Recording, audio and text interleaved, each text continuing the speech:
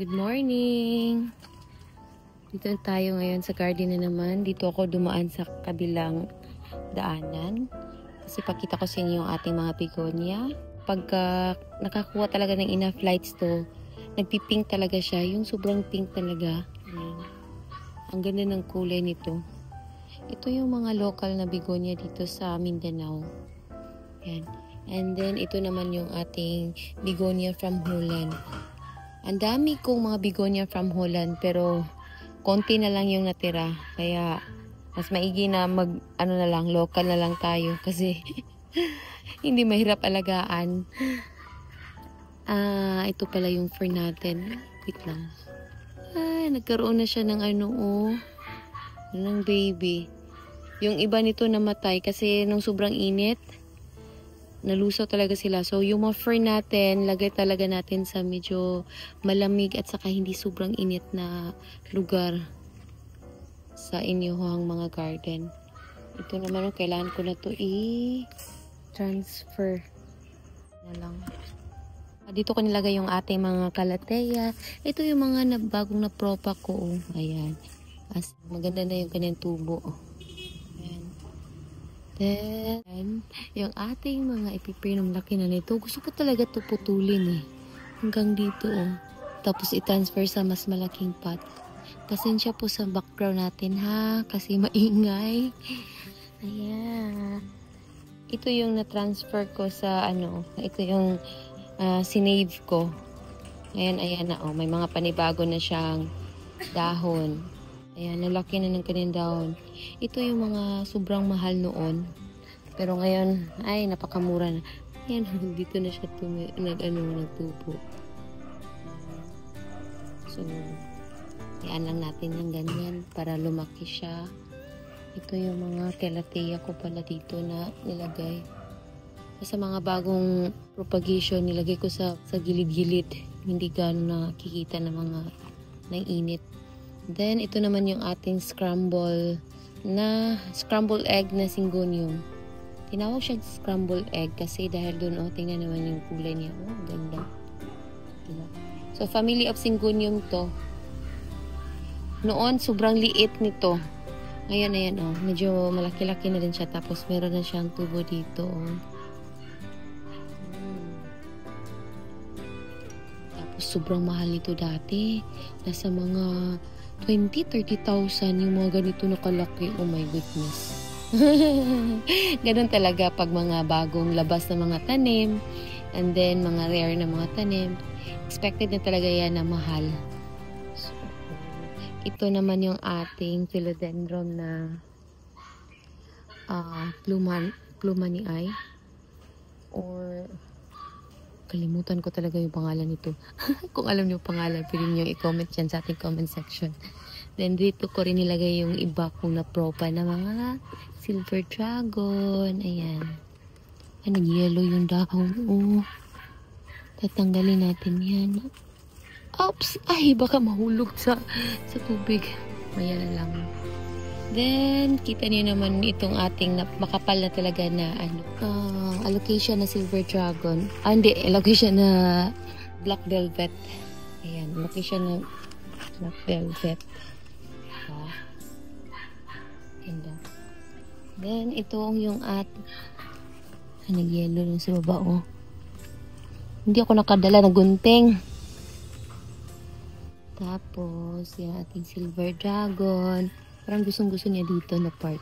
Ito yung nilagay ko dun sa ilalim ng puno. Pero ang daming dahon dun, kaya transfer ko muna siya dito.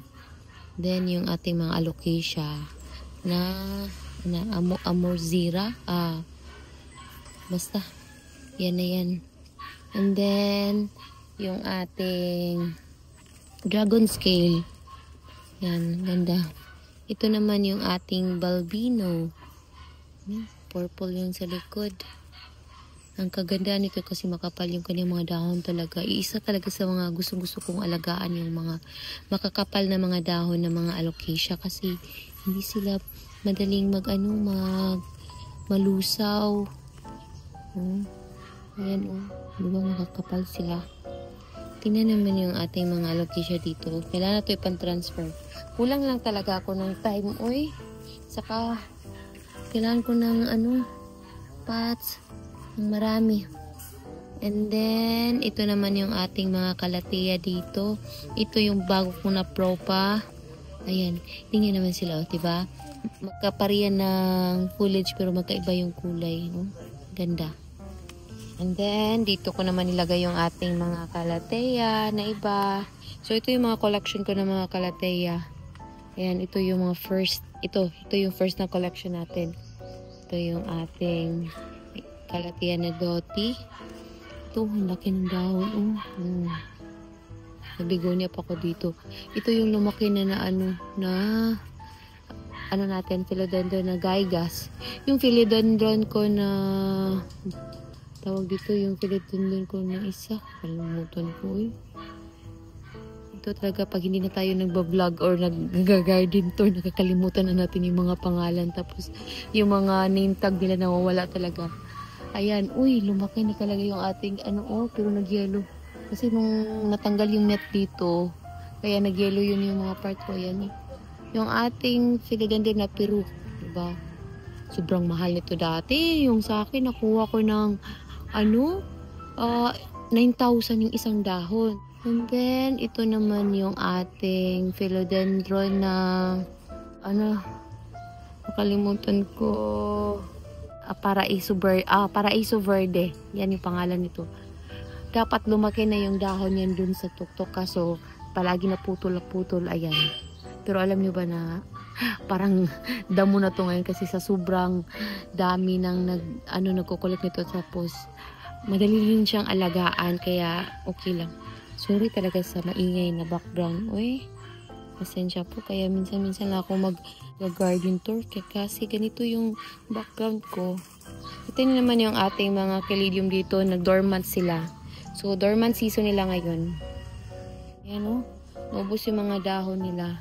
Diba nung ilang buwan, ang gaganda talaga ng lalaki ng mga dahon. Pero ngayon, ayan, dormant season nila. Pero, yung sa ilalim niya, sobrang lalaki na ng mga bulb.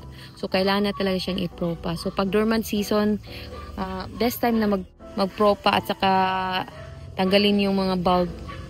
Pero sa ngayon, medyo busy pa talaga. Then, dito na part, in-off mo na yung tubig dun sa fan para hindi gaano maingay. So, ayan, dyan ko nilagay yung mga kalateya natin saka ibang mga begonia. Ayan, yung ating mga caladium dito. Ito, magkaiba to. Ito, magkaiba din. Ayan. Ito, dinlagay ko muna siya dito kasi bala ko itong ipropa. Ayan kasi medyo marami na siya. Kaso umulan kagabi. So, hindi ko muna maano. And then, ito naman yung ating 24 karat or platinum karat. Kailangan na rin itong ipropa. Dami na rin yun. Ayan din. Ayan, ating ipis yan. Napakaganda. Ipis na Picasso. Diba? Kulay niya, nag-change talaga yung kulay niya. And then, ito naman yung ating ipis na limutan ko. Ayan. And then, anthurium natin. Ito yung anthurium na nahulog sa tubig na kinain ng isda. Naubos talaga ng isda. Ang kapal ng daw nito pero naubos talaga ng isda. Yung ating Panama. Tapos, yan yung fur natin. Ngayon, lagay natin siya dito para medyo may shaded na talaga yung paglalagyan. Ayan siya. Ito yung ating lucky plant. Ang ganda talaga ng ating lucky plant. Tapos yung ating aglonema dito na Manila Sprite. Ayan. Diba? Variegated. Cheese nut yung tawag nila dito Ganda talaga. Then, check ko nilagay yung aking philodendron na Florida Beauty. May panibago na naman siyang dahon. Tapos, ito yung magsara natin. More pink. Ayun, yun ang syngonium na pink. Ito ko pala nilagay yung aking yung Scindapsus na mayari. Ito, dami ko na dito mga philodendron din.